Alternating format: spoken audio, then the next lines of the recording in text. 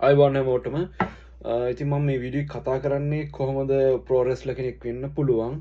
මම ඇත්තටම මේ මම කරපු රිසර්ච් ඉතින් ගොඩක් වෙබ්සයිට්ස් වලින් ගොඩක් YouTube channels වලින් මේ තියෙන විස්තර මම හොයලා කරපු රිසර්ච් තමයි මේ දේවල්. මම ඉතින් කැමති ඔයගොල්ලොත් එක්ක මේ දේවල් බෙදා ගන්න. රැඳින්න මගේ වීඩියෝ එකේ.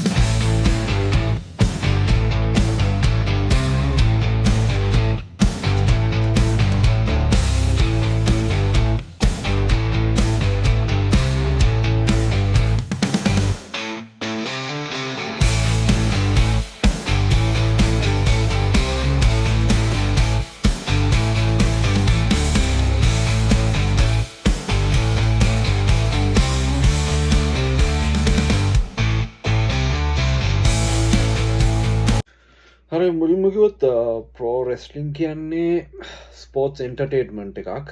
ඉතින් ඒ කියන්නේ එක්තරා ස්ක්‍රිප්ට් එකකට දැන් සමහර අය කියනවා මේ රෙස්ලිං කියන්නේ බොරුවක්, ගහගන්නේ බොරුවට, මේ දේවල් හැමදේම බොරු. හරි ඉතින් එහෙම බොරු කියලා කියන්න බෑ. මොකද සාමාන්‍යයෙන් ප්‍රෝ රෙස්ලර් කෙනෙක් වෙන්න සෑහෙන කැපවීමක් තියෙන්න ඕනේ. ඒ කියන්නේ සෑහෙන මහන්සියක් කැපවීමක් මේ ඒ දේවල් තියෙනවා. ඒ වගේම එහෙම බොරු කියලා කියන්නත් බෑ. මොකද සාමාන්‍ය කෙනෙකුට ඒ මූව්ස් එහෙම පාවිච්චි කරන්න බෑ. අතට ගියොත් ඒ කියන්නේ ඒක හරි විදිහට මූව් එකක් වුණත් ඒ රෙස්ලිං මූව් එකක් වුණත් හරියට මේක මේ කරන්න ඕනේ. එහෙම ඉතින් දන්නේ නැතුව කරන්න කියොත් නම් ලොකු ප්‍රශ්නයක් වෙනවා. හැම වෙලේම දැන් අපි WWE බලනකොට එහෙම හැම වෙලේම ඇඩ් වෙනවා do not try this at home. ඒ කියන්නේ මේ වගේ වලවත් මේ කරන්න හොඳ නෑ. මොකද ඒ දේවල් කරන්න එක්තරා ප්‍රැක්ටිස් එකක් තියෙන්න ඕනේ. ඒක හින්දා සාමාන්‍ය කෙනෙකුට දන්නේ නැතුව ඒ දේවල් කරන්න යන්න හොඳ නෑ. ඉතින් අපි ගත්තොත් මේ ප්‍රෝ රෙස්ලර්ස්ලා ඉන්නවා තුන් දෙනෙක්. වර්ග තුනක් ඉන්නවා ප්‍රෝ රෙස්ලිං වර්ල්ඩ් එකේ. ඉතින් එක ගොල්ලක් තමයි ෆේස් කියන්නේ ඔය හැමෝම කැමති රෙස්ලර්ස්ලා. ඒ කියන්නේ හරියම සාධාරණ විදියට සෙල්ලම් කරන, හොරබොරු කරන්නේ නැතුව, එතකොට ගොඩක් ඔය ෆෑන්ස්ලා ගොඩක් ආදරය කරන රෙස්ලිං තරුව තමයි මේ ෆේස් රෙස්ලර්ස්ලා කියන්නේ. ඒ උදාහරණයක් ගත්තොත් ඒ දවස්වල ජෝන් සීනා දැන් නම් එයා විලන් කෙනෙක්.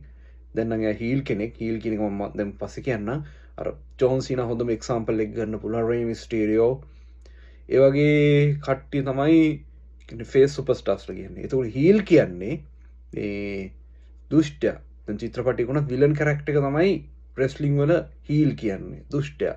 ඉතින් එයා හොර කරලා සෙල්ලම් කරන්නේ. ඒ කියන්නේ හොර කරන මැච් එකේදී ෆෑන්ස්ලාට හැම වෙලෙම බයිනවා.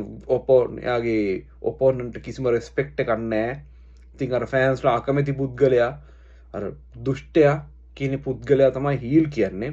තව වර්ගයක් ඉන්නවා ට්වීනර් කියලා.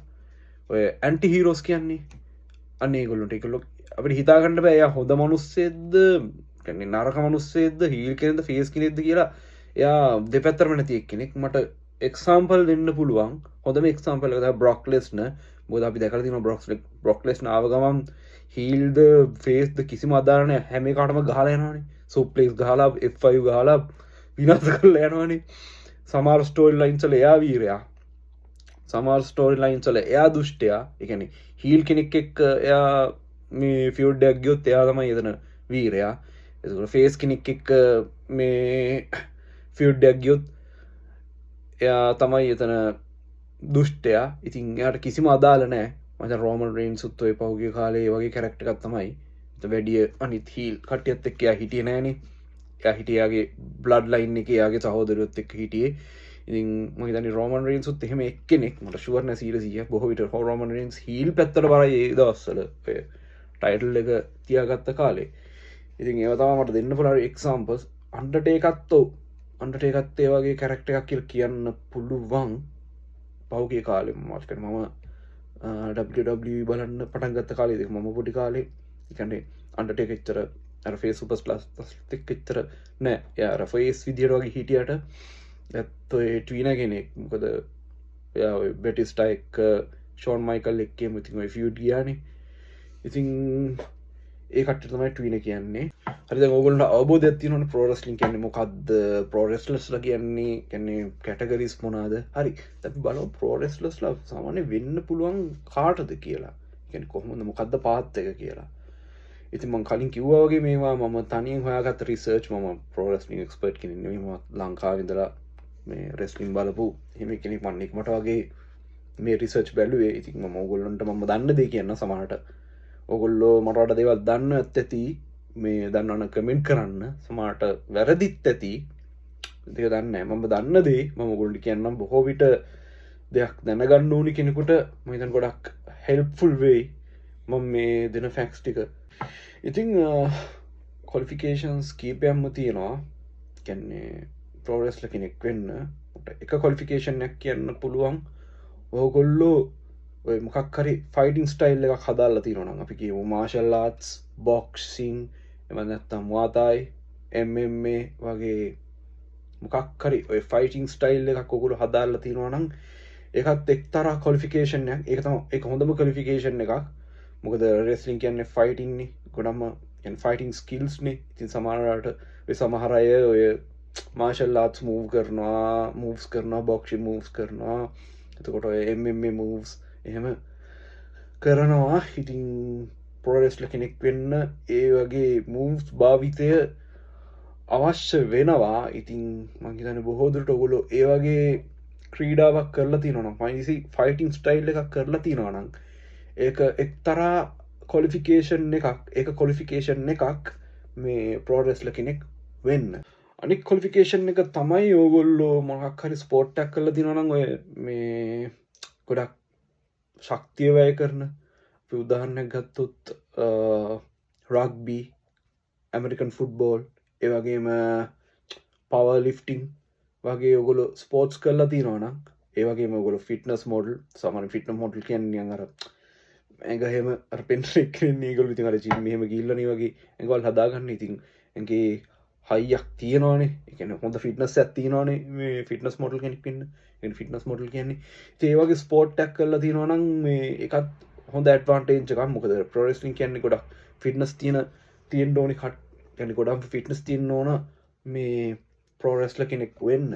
ඉතින් ඒකත් හොඳ ක්වොලිෆිකේෂන් එකක් ප්‍රෝ රෙස්ලර් කෙනෙක් වෙන්න. ඉතින් ඒ වගේ කෙනෙකුට මේ ඉගෙන ගන්න තියෙන්නේ මේ ෆයිටින් මූව්ස් විතරයි. මොකද ෆිට්නස් එක කියන එක ඕල්රෙඩි ඒගොල්ලෝ කරලා තියෙන එක්සර්සයිස් කරලා ඒ දේවල් ඕල්රෙඩි ඒගොල්ලෝ හදාගෙන තියෙන්නේ.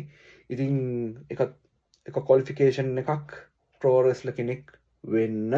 ඉතින් ඕගොල්ලෝ ඒ දෙකම කරලා නැත්නම් ඒ කියන්නේ ඕගොල්ලෝ ෆයිටින් ස්ටයිල් එකක් හදාලා නැත්නම් එහෙම නැත්නම් ඕගොල්ලෝ මේ ඔය වගේ ශක්තිය යොදවන ස්පෝර්ට් එකක් ක්‍රීඩාවක් කරලා නැත්නම් ඊළඟ ක්වොලිෆිකේෂන් එක තමයි ඕගොල්ලෝ කියන්නේ පොඩි කාලේ ඉඳන් සෑහෙන කාලයක් ඉඳන් ප්‍රෝ රෙස්ලර් කෙනෙක් විදිහට මේ ප්‍රැක්ටිස් වෙලා තියෙන්න ඕනේ. කියන්නේ ස්කූල් එකට ගිහලා ප්‍රෝ රෙස්ලින් ස්කූල් එකට ගිහිල්ලා ප්‍රෝ රෙස්ලින් ඉගෙනගෙන එතනින් ඔය තියෙන ස්කිල්ස් එහෙම මේ හදාගෙන එහෙම තියෙනවා නම් ස්කූල් එකකින් ඒක තමයි ඊළඟ ක්වොලිෆිකේෂන් එක. ඇත්තටම ඉතින් ලංකාවේ නම් මේ ප්‍රෝ රෙස්ලින් ස්කූල්ස් නැහැ.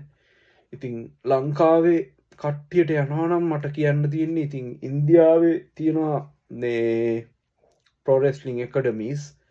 ඔය කොන්ටිනෙන්ටල් රෙස්ලින් එන්ටර්ටේන්මන්ට් CWE ඒක තමයි දැන්ට කියන්නේ ඉන්දියාවේ තියෙන මේ හොඳම මේ කියන්නේ නම්බර් 1 ට්‍රේනින් ස්කූල් එක. ඒ වගේම ඉන්දියාවේ තියෙන ප්‍රීමියර් මේ රෙස්ලින් ප්‍රොමෝෂන් එක කරන්නේ WWE Hall of Fame great Khali WWE ගේ හිටපු ඒ වගේම Hall of Fame කෙනෙක් වෙන ග්‍රේට් කාලි තමයි මේ ප්‍රෝ රෙස්ලින් ස්කූල් එක කරන්නේ ඉන්දියාවේ. ඉතින් ඕගොල්ලන්ට ඉන්දියාවේ යන්න වෙනවා මේ ඒ ප්‍රෝ රෙස්ලින් එකට ස්කූල් එකට ජොයින් වෙන්න. ඒ වගේම තව ලංකාවේ අපිට ළඟම එකක් තියෙනවා රෙස්ලින් ඇකඩමි එකක්. රින් රෙස්ලින් ඇකඩමි කත්මණ්ඩු නේපාලේ තියෙන එකක්. ඒක NJPW එක කොලබරේට් වෙන මේ රෙස්ලින් ස්කූල් එකක්. ඉතින් ඒක ඉතින් ඔය ජැපනිස් කෝච්ලා එහෙම ඉන්නවා ඒ රෙස්ලින් ස්කූල් එකේ මේ තියෙන විදිහට. ඉතින් මම ලොකු විස්තරයක් මම මේ වීඩියෝ කරන්නේ මොකද මේ වීඩියෝ එක ගොඩක් ලොකු වෙන හින්දා මේ ලොකු විස්තරයක් නැහැ. ඔයගොල්ලෝ හොයලා බලන්න ඉන්ටර්නෙට් එකෙන්. ඒ වගේම දැන් මම ඉන්න ජපානෙත් රෙස්ලිං ස්කූල් තියෙනවා NJPW එකකින් ජොපරස් ප්‍රෝ රෙස්ලිං එකකින් ඩෝජෝ කියලා මේ රෙස්ලිං ස්කූල් එකක් තියෙනවා. ආය professional wrestling just tap out JTO කියලා ස්කූල් එකක් තියෙනවා ටෝකියෝ වලම. අරකට ටෝකියෝමයි තියෙන්නේ. ආය චිබාවල තියෙනවා ඇක්ටිව් ඇඩ්වාන්ස් ප්‍රෝ රෙස්ලිං කියලා. එතකොට කියුෂු රෙස්ලිං ඩෝජෝ ඒක කියන්නේ ෆුකෝකා කියන්නේ ජපානයේ දකුණු පැත්තට වෙන්න. ඒ කියන්නේ ටෝකියෝ සෑහෙන ඇත. ඉතින් ඒක ස්කූල් එකක් තියෙනවා. I think ඔය ඕස්ට්‍රේලියා USA නම් ඇති තරම් තියෙන්න ඕන.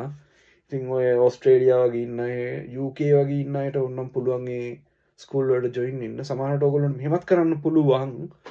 මේ ඔය අනිත් ඉන්ටර්නැෂනල් ස්ටුඩන්ට්ස්ලා විදියට යනවා වගේ ඕගොල්ලන්ට ලංකාවේ දැන් ඔය ස්කූල් වලට ඇප්ලයි කරලා කියන ස්ටුඩන්ට් කෙනෙක් විදියට ඔය ස්කූල් එකට ඇප්ලයි කරලා පාර්ට් ටයිම් කරන ගමන් ස්කූල් එකට ගිහිල්ලා එහෙම කරන්න පුළුවන්. ඉතින් ලොකු මහන්සියක්. ඉතින් හැමතියටම ලොකු මහන්සියක්. ඉතින් මේ කරන්න යනවා පාර්ට් ටයිම් ජොබ් එකක් කරලා ස්කූල් එකට ගිහිල්ලා ස්කූල් එකේ වියදම් කරලා මේ ලිවිං කොස්ට් එකත් කවර් කරගෙන එහෙමත් කරන්න පුළුවන් ස්කූල් එකකට ජොයින් වෙලා. එහෙමත් නැත්නම් ඒක ඩිපෙන්ඩ්. සමහර ස්කූල් වල ඩිපෙන්ඩ්. සමහරව පාර්ට් ටයිම් වෙන්නත් ඇති. ඉතින් ඒ වගේ ස්කූල් එකකටත් ගිහිල්ලා ඔයගොල්ලන්ට පුළුවන් ප්‍රෝ රෙස්ලර් කෙනෙක් වෙන්න. ඉතින් මං හිතනවා මේ වීඩියෝ එක ඔයගොල්ලන්ට වැදගත් වෙයි කියලා. මම පුළුවන් වෙලාවක මම ස්කූල් ගැන ඉන් ඩීටේල් මේ වීඩියෝ එකක් කරන්නම්. දැනට මේ වීඩියෝ එක ඔයගොල්ලන්ට ඇති වෙයි කියලා හිතනවා. සාමාන්‍යයෙන් අයිඩියා එකක් ගන්න. ඉතින් බලපෑට බොහොම ස්තුතියි. ආයි වීඩියෝ එකකින් හම්බෙමු. ජය වේවා.